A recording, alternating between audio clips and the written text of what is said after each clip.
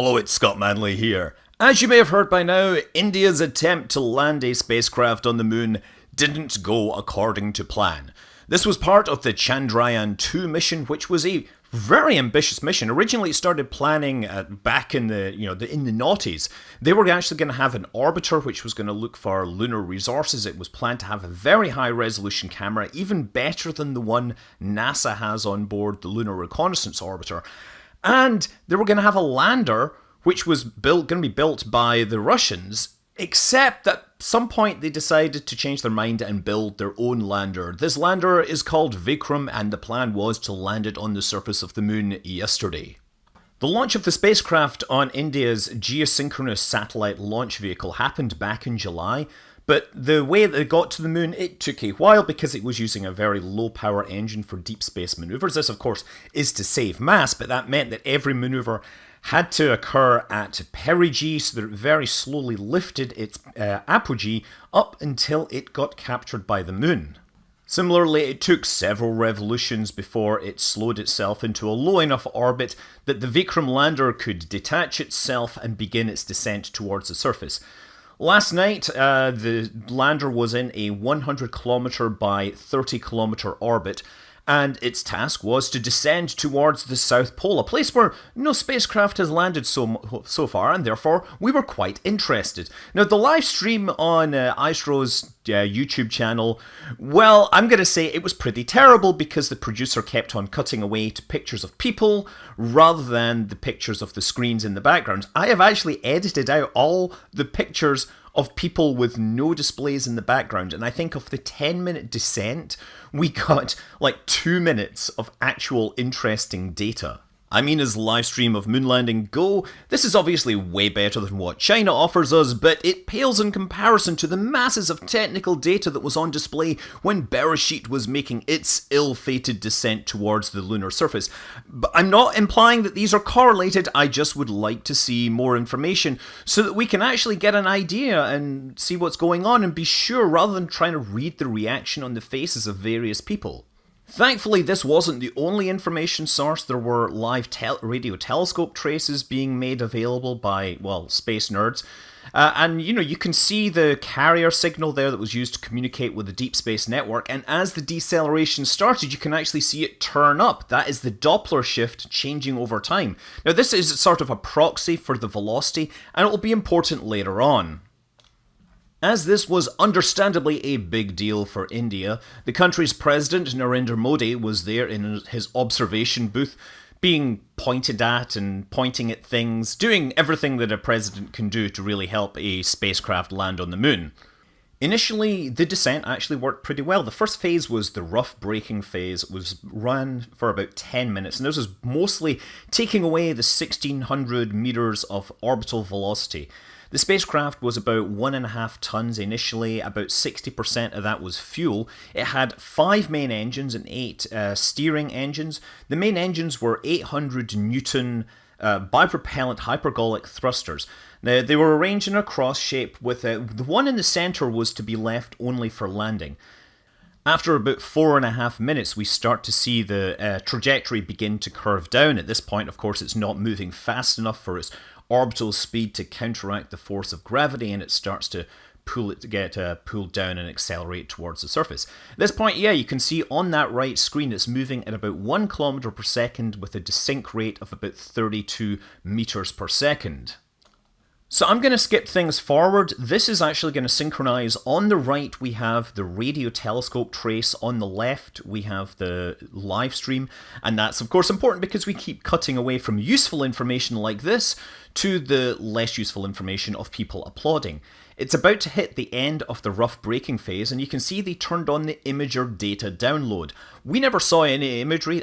There was the center screen said it was waiting for live imagery, but I don't think we ever actually saw any imagery appear. Also note the orientation, that's the third from the left. That does something weird in a minute as well.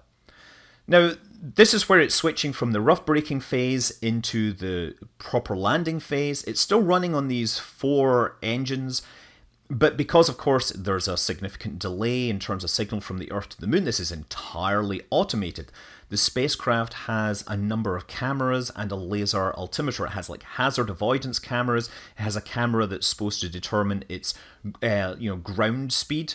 And so it's going to take all that information, distill it down, and then try to figure out where it should land so that it doesn't actually hit anything big or hard, or just simply land too fast. Now, you'll notice a slight kink on the right there in terms of the lander velocity.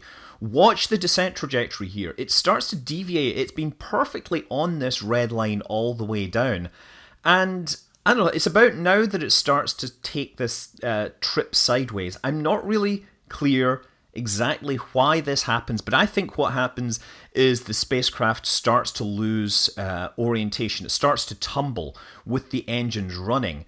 And as it tumbles, that means the acceleration vector is no longer pointing directly up away from the surface. Its engines are at some point pointing towards space. It looks like it's actually accelerating downwards here, but that could actually simply be the force of lunar gravity. And about now, we cut away and we see the lander is upside down. And I was like, why couldn't we have seen that for the last 30 seconds? I would have really loved to see the orientation. Now, according to official data, official reports, they lost telemetry at 2 kilometers. But it looks like we're still getting updates. And there's definitely still signal coming from the spacecraft.